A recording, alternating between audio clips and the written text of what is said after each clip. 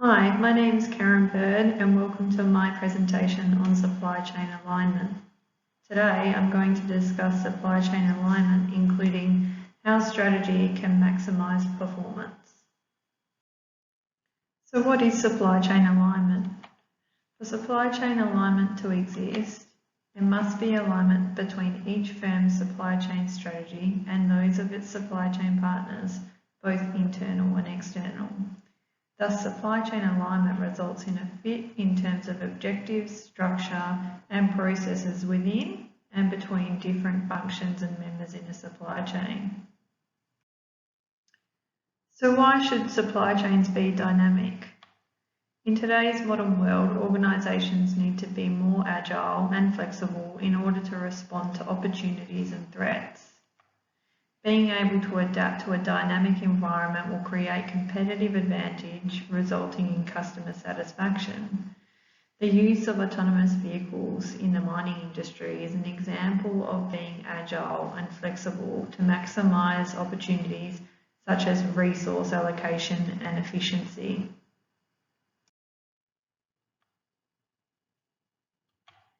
So how do we create dynamic supply chain alignment? An organisation's corporate, business and functional strategies need to be aligned across the business in order to achieve dynamic supply chain alignment. The corporate strategy is a long-term, clearly defined vision of an organisation. It includes the mission, vision and values. The business strategy is a set of commitments and actions used to gain a competitive advantage by exploiting core competencies in specific product markets. The functional strategy is the operational methods to implement the tactics. So where does the supply chain strategy fit in? Supply chain strategy is a strategy for how the supply chain will function in its environment to meet the goals of the organisation's corporate and business strategies.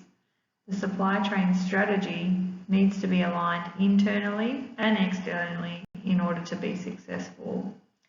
Types of supply chain strategies include differentiation, financial, technology-based, relationship-based, and global. Supply chain strategies that are optimised for cost efficiency will look different than supply chains that are optimised for flexibility and responsiveness. The organisation structure and the skill sets of people will be different too. There must be coordination and collaboration across the organisation, both vertically and horizontally, to achieve dynamic supply chain alignment. The image on the right shows how vertical alignment connects the executive management to the departments and the operations down at the warehouses.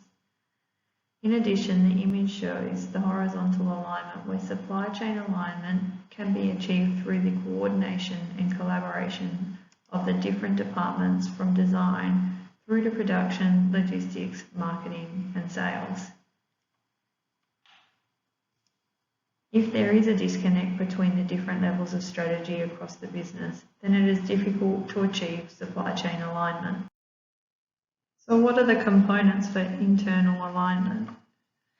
Executive commitment and support, integrated policies, strategy and structure, consistent internal communication, meaningful information, metrics and reporting, incentives and accountability for desired behaviours.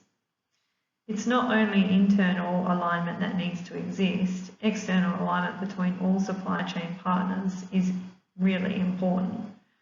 Supply chain strategy plays an important role when seeking to align with all supply chain partners.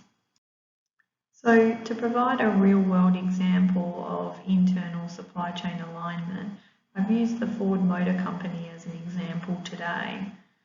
Ford has 2,000 production suppliers with 5,550 manufacturing sites, producing 130,000 different parts for vehicles. The supply chain sustainability team at board is responsible for ensuring that the code of basic working conditions are met across the global supply chain. The supply chain sustainability team consists of only 4 representatives for the entire operation globally. Misalignment of internal objectives exists between the corporate, business and functional strategies, which then affects the supply chain. This is evident by the investment into resources as part of that supply chain sustainability team. It's a challenge that exists to align objectives and corresponding activity across executive, business units and functional departments, and this can be seen in the Ford example. So Ford have decided to roll out a number of initiatives and KPIs to implement and to improve alignment across the business.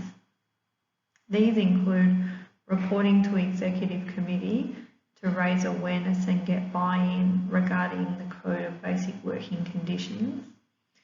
By providing ongoing information and discussions, we're enabling further alignment in identifying cross-functional priorities and setting objectives. Ford also decided to create an aligned business framework to ensure continuity of expectations. This has been done to ensure internal partners take greater responsibility in ensuring proper working conditions and environmental management systems throughout their value chain are implemented in line with the business objectives. It is not only internal alignment that needs to exist though to ensure dynamic supply chain alignment.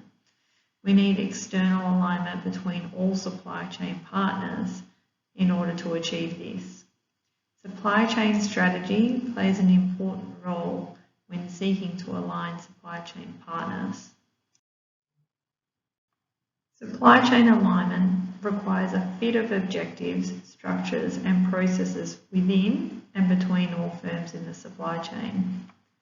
External supply chain partner firms, whether a supplier, an assembler, a distributor or a retailer, will focus on its own interests. If a company's interests differ from those of the other organisations in the supply chain, its actions will not maximise overall performance. Therefore, leading companies align the interests of all the firms in their supply chain with their own to maximise performance. So how do we create successful supply chain relationships? The model for developing supply chain relationships has 5 steps in order to determine and maintain a successful relationship. The first step is for an organisation to perform strategic assessment to understand the supply chain needs and overall strategies. By conducting an audit of the supply chain at this stage, the business is able to identify what is it that it needs in its supply chain and what are the requirements that it's looking to achieve. The second step is to make a decision on the type of relationship to form. This is how the partnership will work between the organisation and any supply chain partners. The third step is to evaluate alternatives to assess the supply chain partnership options. By looking at other arrangements, the business will be able to determine whether the type of partnership that they've chosen is suitable or whether there are other options that may be more suitable to the business. 4 is to undertake due diligence on the select partners. By being able to review the financial status and the business's performance, the organisation may decide to not proceed or proceed with the selected partners. The 5th step is the structure operating model. So to develop the scope, governance, information sharing, financial responsibilities, goals and objectives, KPIs and review. By creating this structure operating model, the business is able to present to potential partners how it wishes to operate. 6 is implementation and continuous improvement. This includes rolling out the partnership and the supply chain coming into effect. And it's important to have continuous improvement in a dynamic supply chain to ensure that as the situation or the environment changes, so does the arrangements, including the structure, operating model that has previously been agreed.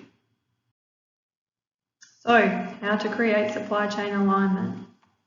All partners in the supply chain should have the same objective to deliver the best value to the end consumer and to maximise overall value in the supply chain. Gatorna states that the collaboration in supply chains means working together to bring resources into a required relationship to achieve effective operations in harmony with the strategies and objectives of the parties involved, thus resulting in mutual benefits. Coordination and collaboration of internal and external supply chain partners can create a competitive advantage against other supply chains. So coming back to the example on Ford Motor Company and looking at the external supply chain environment, Ford had the supply chain sustainability team's responsibilities further extended to Ford's suppliers. With over 2,000 suppliers, Ford identified that alignment with the suppliers was necessary to achieve supply chain alignment.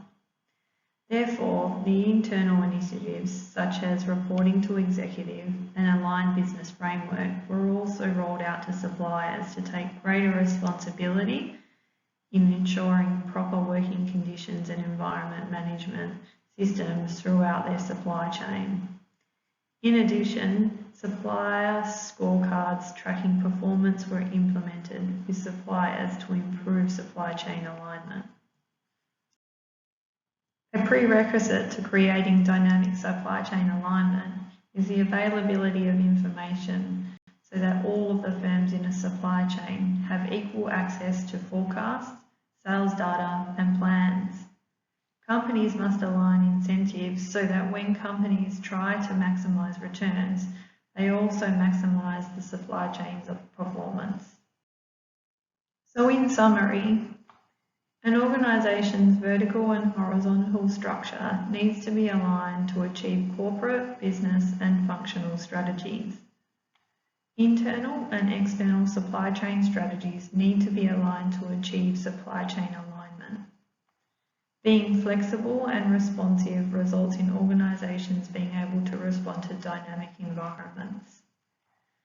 Coordination and collaboration of all supply chain partners is key to success. Thank you for listening to my presentation. If you have any questions about any of the information, please email me at carbird@utas.edu.au.